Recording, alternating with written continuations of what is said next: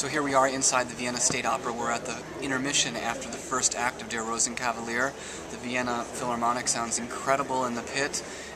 And earlier today we had a chance to sit down and talk to Maestro Asher Fisch, who was in Kansas City earlier this year, and he had some interesting things to say about not only this piece, but the city of Vienna.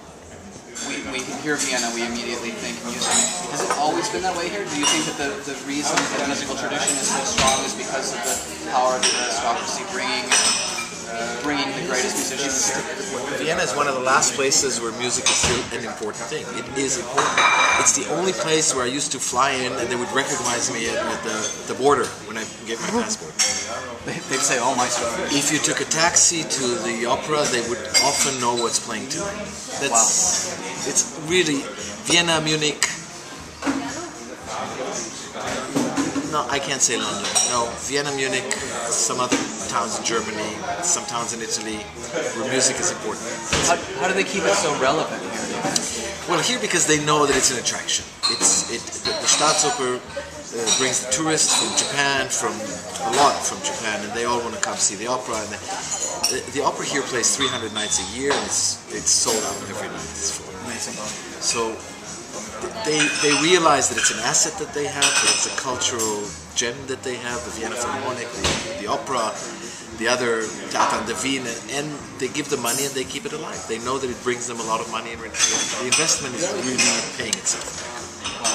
That's the reason. Well, thank you so much for talking on our video blog here, and I can't wait to see your performance. Well, have fun. You should. I mean, it's Vienna and it's Rosenkavalier. Yeah. Thanks. So we've just gotten out of the performance of Der Rosenkavalier here at the Vienna State Opera. An incredible performance, such attention to detail and sound from the orchestra. Beautiful. I mean, Asher said it himself. This orchestra basically feels like they wrote it, and they play it that way. Such confidence and style. Really a stunning performance.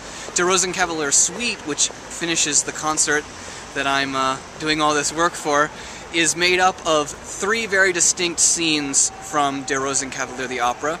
The opening is the exact same as the opera. Basically, the curtain is down and it's an implied sex scene, and the opening of the suite is the same. Then we have some charming Viennese waltzes, followed by the presentation of the rose, which is where the Rosenkavalier presents to the young bride, Sophie, a silver rose filled with scented oil to make it smell just like a real rose.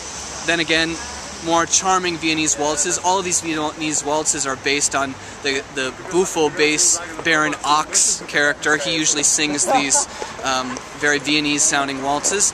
And then finally, the final scene that's put into the suite is the famous trio between the Marshal and Octavian and Sophie. Just some of the most stunning, lush music ever written, and it makes it worth sitting through a lengthy opera that is not necessarily all that tuneful a lot of the times to hear this incredible music.